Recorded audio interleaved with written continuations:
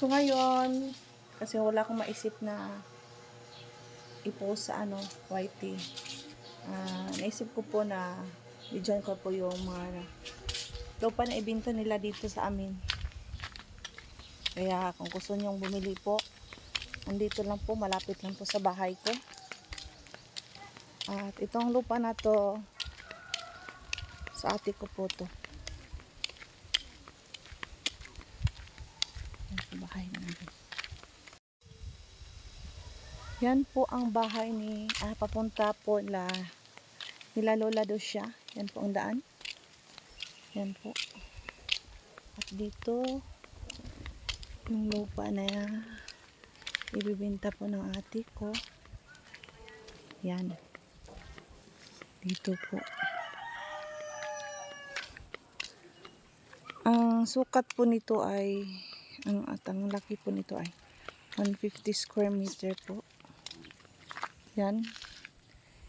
Yung madikakaw na yan. At saka sukat po niya dyan sa madikakaw. Dito naman sa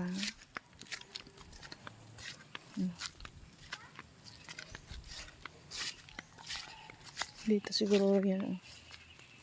Mukhang dito to. Dito.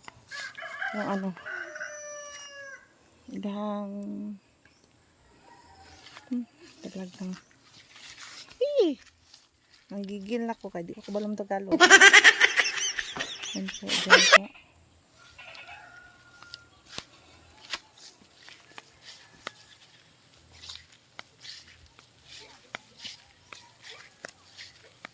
$150 square meter lang po yan ha. Yung laki niya. Yan. Pasensya na po kayo sa aking video. Sobrang po talaga. Nakakahilo po talaga. Kahit anong gawin ko sa aking cellphone. Yan na po talaga. Ay. Iyan. Yan. Diyan naman yung daan papuntang yung pinost ko kanina, yung bahay. Diyan po. Yan po. At yung isa. So, ito po yung bahay na pinost ko kanina. Yan po.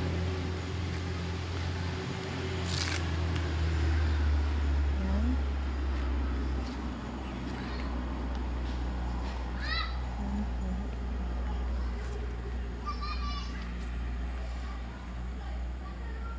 Dahil wala akong maisip na i-upload sa YT, ito na lang po ang upload ko. Para may ma-upload lang po. Yan po. Yan po ang bahay na naka-sale. Yan po kalaki ang 100 square meter. 150 square meter po. Yan po kalaki. Ginural na siya daanan na siya kural no. Mas nice siya kay nindot po ni siya tambayan diri Nan.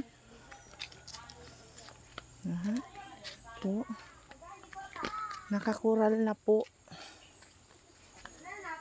Yan.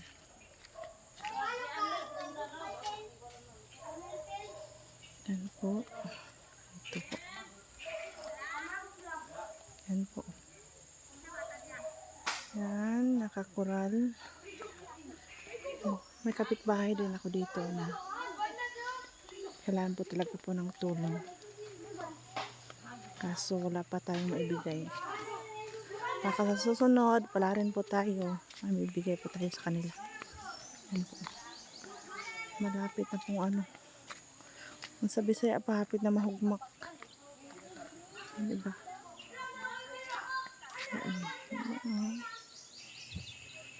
Tara. Hindi kayo lang balay. Kapit na siya mahugmak. Balik tayo sa ating misyon. Dito tayo sa bahay. Pasukin natin kahit wala dito ang ano, tag-iya. Wala ang tag-iya. Pasukin natin ha. Para makita po ninyo. Yan.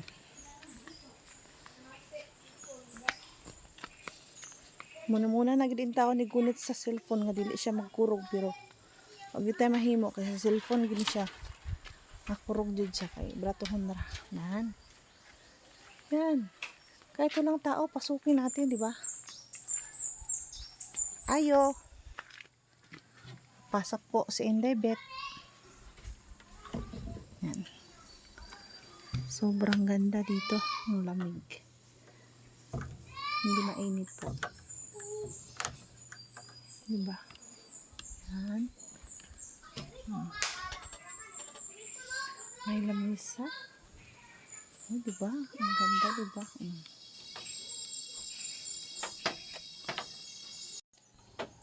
Di ba ang ganda?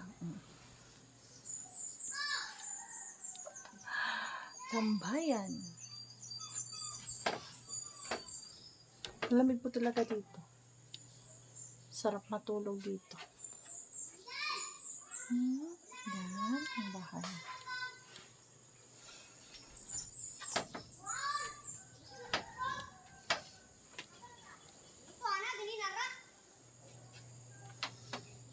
Ang bahay nila.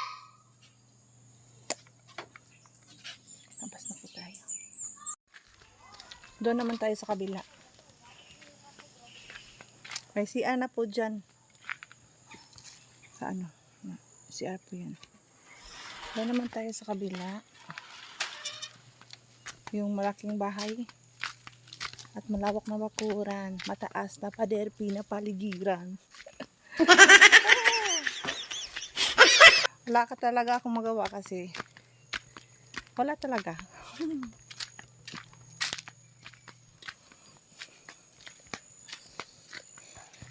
So, yan po.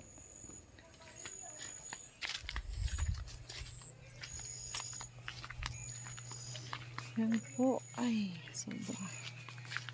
Dito. Lakad-lakad lang. Ikot-ikot lang. Yan ang bahay namin po. May laman na po yung tindahan namin. Ilang araw po yung walang laman. Ayun. Nakakumpra na yun gahapon.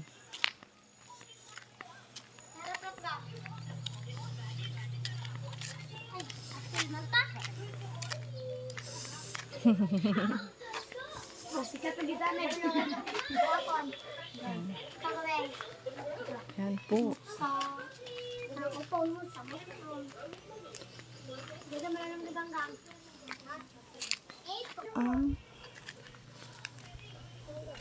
Dito po medyo mahal po to kasi malaki po kutsinta. Ako gini kay siya 450 square meter man siya. Nya napon ni siya ay yuta dito sa babaw nga isa ka hektarya o kani siya apil po ni siya. Sobrang laki po ito ng bahay na to. Sobrang laki. Sobra. Yan. Nagbahay-bahayan si ano. Saan na nimo imong duyanan? Binako duyanan. Mahulog ka ha? Mahulog mo diha. Tingnan mo yung mga bata. Oh. Tingnan nyo po. Yan. Malaki po talaga ito. Malaki po talaga. Ay naku. Yan. Ito. Yan. Tuyo ko na to. Hantod nga malipong ta. Diba? Yan. May kasama pang manok. Yan. Itong ano. No, ito pong niyog ay. Sama na ay. Apil na niya siya sa ano. Baligya. Ano siyang kalubi.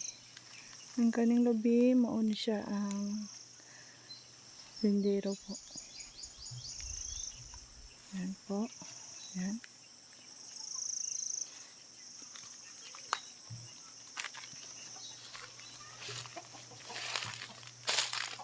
Hindi lang ni siya ayuho ng balay kay.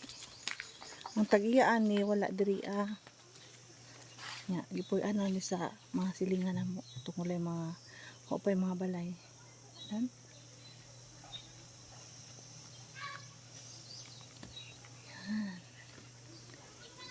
Yan.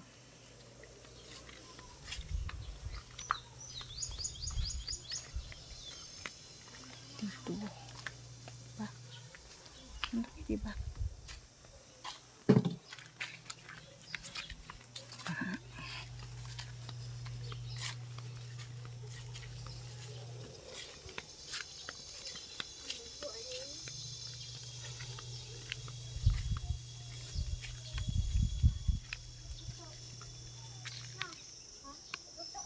Yan po. Yan po. Yan. Yan.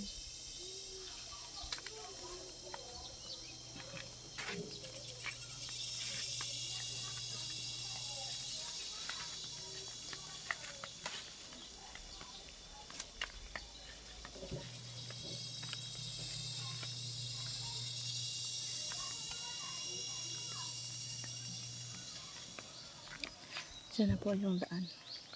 Mas maganda talaga dito. Dito na ano. Mas dito diri og plaster kay kung nakay sakyanan dako ka siya lugar maka kuan jud kag tarong diba?